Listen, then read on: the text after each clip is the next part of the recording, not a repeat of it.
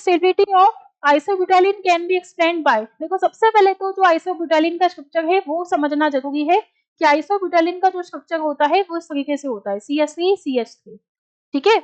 अब यहाँ पे डबल बॉन्ड के आसपास देखो अल्फा हाइड्रोजन कितने हैं, 6 हैं, अल्फा हाइड्रोजन यहाँ पे कितने हैं, 6, ठीक है। लेकिन आपको एक बात ये ध्यान रखनी है कि जितना ज्यादा यहाँ पे क्या होगा, ब्रांचिंग होगा, जितना ज्यादा ब्रांचिंग होगा, क्योंकि यहाँ पे एक ही कार्बन पे 2 CH3 है, इसका मतलब मोर ब्रांचिंग है, और जितना ज्यादा ब्रांचिंग होगा उतना ही ज्यादा इसका स्टेबिलिटी बढ़ेगा, जितना ज्यादा स्टेबिलिटी बढ़ेगा उतना कम इसका HOH वैल्यू होगा।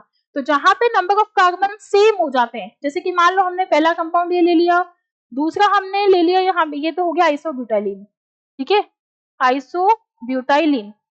दूसरा जो कंपाउंड है that is the cis 2 butene, cis 2 butene, ठीक है, सिस 2 ब्यूटीन। और तीसरा जो आपको कंपाउंड दिया हुआ है that is the trans 2 butene, trans 2 butene.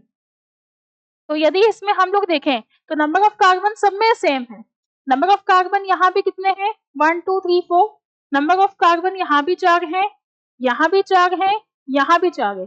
तो फिर हम स्टेबिलिटी के हिसाब से इसका आंसर करते हैं, ब्रांचिंग के हिसाब से।